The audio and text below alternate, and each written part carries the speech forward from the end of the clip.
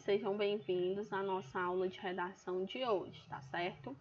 Então vamos lá. Hoje nós vamos iniciar o estudo de um gênero textual que é o artigo de opinião. A nomenclatura ela já é bastante explicativa, né? Vai ser um texto opinativo, onde você vai precisar expor sua opinião dentro de uma temática. Só que não é só falar sua opinião de qualquer forma. Esse gênero ele tem uma estrutura, ele tem características e ele tem como se fosse uma receita de bolo, que se você seguir, você consegue alcançar todas as características desse gênero textual, tá certo? Então vamos lá. Primeiro, para a definição. Deixa eu só tirar a câmera aqui do texto. Os artigos de opinião são importantes instrumentos para a formação do cidadão.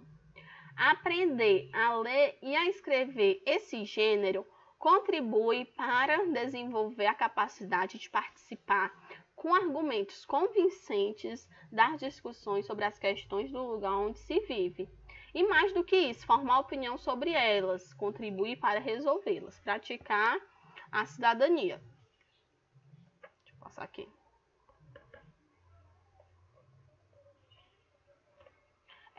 Por que escrever artigos de opinião? Qual é a função desse gênero? Para que você deve escrever? Primeiro, para disseminar conhecimento, compartilhar ponto de vista, engajar o público numa causa e construir uma reputação pessoal ou profissional. O que é um artigo de opinião? Primeiro, é um texto dissertativo, que é isso, em que o autor expõe o seu posicionamento diante de algum tema atual e de interesse de muitas pessoas. Geralmente escrito por especialistas, profissionais com muita experiência no assunto.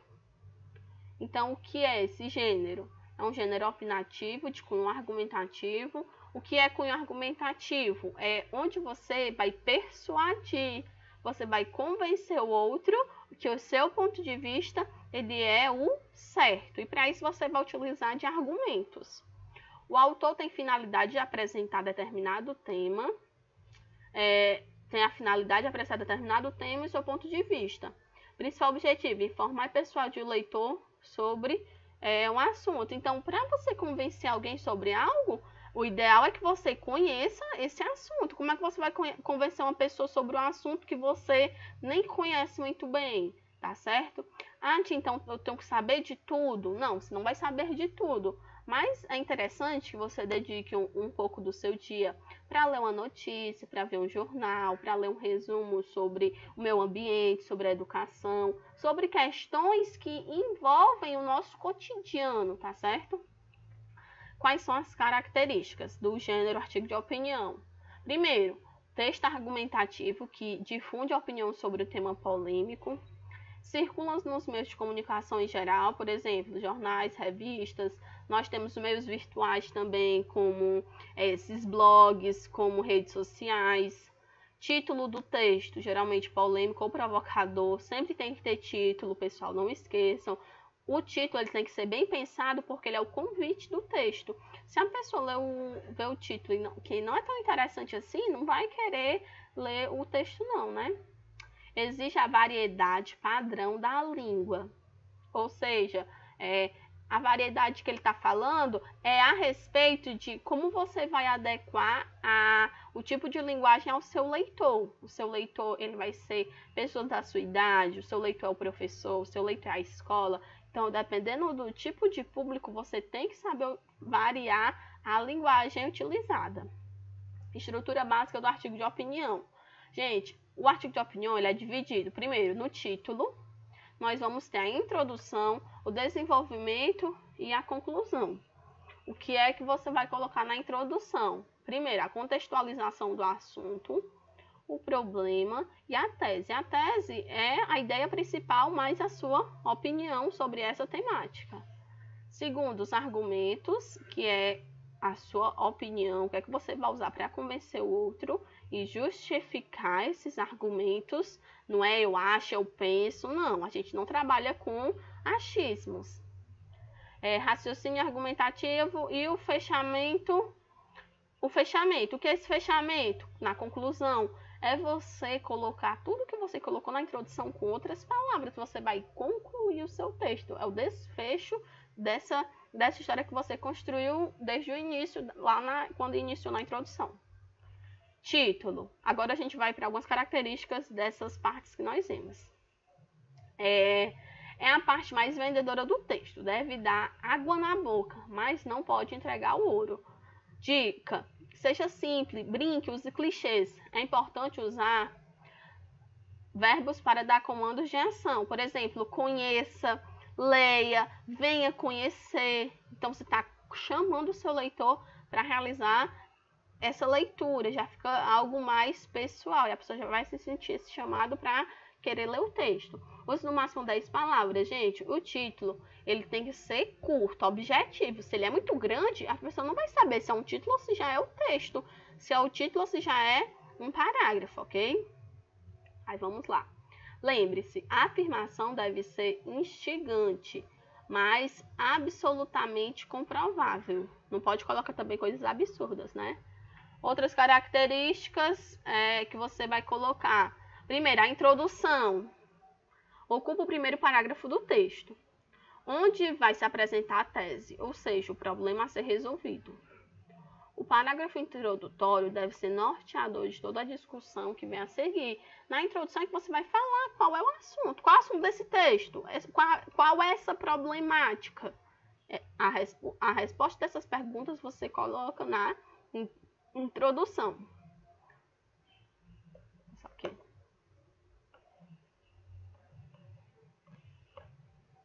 Outras características da introdução. Primeiro, você deve... Um minuto. Deixa eu voltar aqui.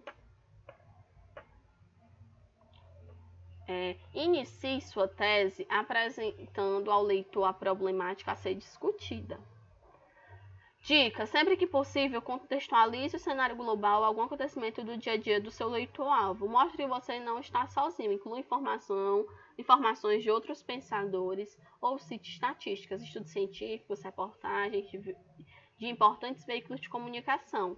Use no máximo 2 parágrafos, mas o ideal é que seja só um, tá certo?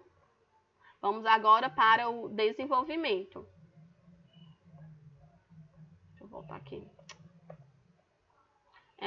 Parte mais extensa do texto. O momento de argumentar. Deve-se expor argumentos para convencer o leitor da opinião apresentada. Prenda o leitor nos seus argumentos, fazendo com que ele se sinta representado pelas suas palavras. No desenvolvimento é a parte da defesa das ideias. Então, apresente seus argumentos, justifique o porquê das suas informações, inclua o leitor. Prenda-o em seus argumentos, fazendo com que ele sinta-se representado por suas palavras.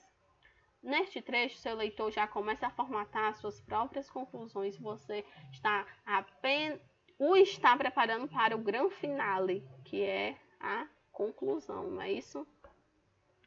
Então, o que é que nós devemos colocar na conclusão? Quais são as características? O momento de mostrar suas resoluções sobre o que foi apresentado e defendido. Por isso, apresente uma proposta de solução para o problema discutido. Então, se você passou o texto todo, você disse o que é o problema, falou sobre a causa do problema, falou sobre a consequência. Para concluir, você vai dizer qual seria uma possível solução para esse problema. Nós vimos lá naquele esqueminha que eu fiz para vocês sobre a estrutura do gênero, sobre raciocínio argumentativo. Agora nós vamos ver o que é esse raciocínio argumentativo. Agora é a hora de você mostrar ao leitor suas resoluções sobre o que foi apresentado e discutido. Proponha soluções, mostre um caso do qual você participou, indique o que foi feito, opine. Você também pode deixar no ar uma dúvida ou cobrança. Se a introdução e o desenvolvimento forem perfeitos, seus leitores irão perdoá-lo. Grande finale. Amarre o fim do seu texto com suas primeiras frases. Ou então justifique o título com uma frase ao estilo pulo do gato. Aqui, gente, eu trouxe 10 dicas para nós redigirmos excelentes artigos. Dica 1. Só escreva sobre o que você domina e se tiver realmente algo a acrescentar sobre o assunto. Como eu falei, Se alguém me perguntar, por exemplo, Amanda, me fala sobre o aluno Joãozinho do 8º ano tarde. Eu vou poder falar sobre o Joãozinho do 8º ano tarde? Não, porque eu não conheço o Joãozinho do 8º ano tarde. Então, eu só posso falar, só posso escrever sobre aquilo que eu conheço. E essa questão de buscar o conhecimento é uma obrigação sua. Não é que você precise saber tudo, mas o básico você tem que conhecer, tá bom? Bora lá. Jogue todas as suas ideias no papel e depois se preocupe com a estrutura. Refaça quantas vezes precisar. Então, gente, antes de verificar se sua introdução tá boa, se seu desenvolvimento tá bom, primeiro anota numa folha, antes do rascunho, tudo que você sabe sobre a temática, tá certo? Estimule seu poder de síntese, menos é sempre mais. Não adianta nós ficarmos enrolando, falamos várias coisas sem sentido, que não é necessário só para preencher linha. Então, quanto mais você puder resumir, ser sintético, ser objetivo e claro, mais vai enriquecer o seu texto. Quarta dica, faça parágrafos com no máximo 4 linhas, intercale frases longas com frases mais curtas. Então, gente, um parágrafo ele tem uma ideia principal. Se eu coloco um parágrafo muito extenso, eu vou colocar mais ideias. Então, eu vou sobrecarregar esse parágrafo. Então, já tem uma dica aí de no máximo 4 a 5 linhas. Quinta dica, escreva de forma simples, evitando termos técnicos. Assim você alcançará um número maior de leitores, que chegarão até o fim da leitura. Se você usar palavras muito difíceis, pode ser que as pessoas não compreendam o seu texto. Então, vamos lá. Se você tiver problema com o uso dos porquês, substitua por pois. Isso vale para outros termos e regras gramaticais. Nós temos 4 tipos de porquês, né? E nem todo mundo conhece a sua utilização. Um é para perguntas diretas, o outro quando puder substituir por um motivo, outro você utiliza para explicação, outro no início, outro no final da pergunta. Mas nem todo mundo sabe utilizar. Quando eu utilizo o porquê junto com acento, separado sem acento, muitas regras e você pode acabar se confundindo, sem problemas. Mas para não usar qualquer um, de qualquer maneira, qual é o ideal? Se você não sabe usar o porquê, você utiliza o pois. É a mesma coisa, por exemplo, eu não sei se eu vou escrever uma palavra. Ela tem acento, só que eu não sei qual é o acento, eu não sei qual é a letra que vai o acento. Então, troca por outra que tem o mesmo sentido e você sabe escrever, tá certo? Tenha uma gramática sempre por perto. Tá com dúvida, né? Anda melhor do que consultar a gramática. Evite repetir termos ou palavras, enriqueça seu estoque de sinônimos. Gente, se você não souber, qual é a ideia? Você lê o texto. Aliás, como é que você sabe se está repetitivo ou não? Você lê um texto, se tem uma palavra mais de 3 vezes, isso já vai ser um erro. Você tem que buscar palavras para trocar. Por exemplo, eu estou falando de um professor no meu texto. Eu posso usar o pesquisador, o professor, o docente. Eu posso usar o próprio nome dele. Então, aqui eu dei 4 exemplos para não ter que ficar repetindo. O professor, professor, professor, professor. Isso você tem que fazer nesses testes. Para o seu texto não ficar uma leitura cansativa, né? Dica número 9. Lembre-se, o processo de comunicação só estará completo se o receptor entender a mensagem. Não jogue sabedoria ao vento. Seja simples e despretensioso ao redigir. Gente, um princípio básico da comunicação só existe comunicação se o leitor, se o receptor entender. Se você fala algo, se você escreve algo que o leitor não entende, não houve comunicação, tá certo? Então, isso é um princípio básico da comunicação. Submeta seu texto a segundos e terceiros antes de publicar. Invariavelmente, ficamos cegos diante de erros ínfimos. O que é isso, gente? Mostre para um colega. Olha, fulano, o que você acha do meu texto? Vamos trocar. Eu corrijo o seu, você corrige o meu. Isso já vai lhe dando uma prática para que às vezes a gente está tão acostumado com a nossa forma de escrever que nós não percebemos o erro. Se a gente pega um texto de um colega, a gente fala logo, olha, como é que fulano errou isso? E você errou do mesmo jeito e nem percebeu, ok? Então, nós acabamos nossa aula de hoje por aqui. Qualquer coisa, procurem lá no Classroom para nós tirarmos todas as dúvidas. Lembrando Sempre leia um livro, capítulo sobre o assunto no livro, para a gente reforçar o estudo, tá bom? Tchau!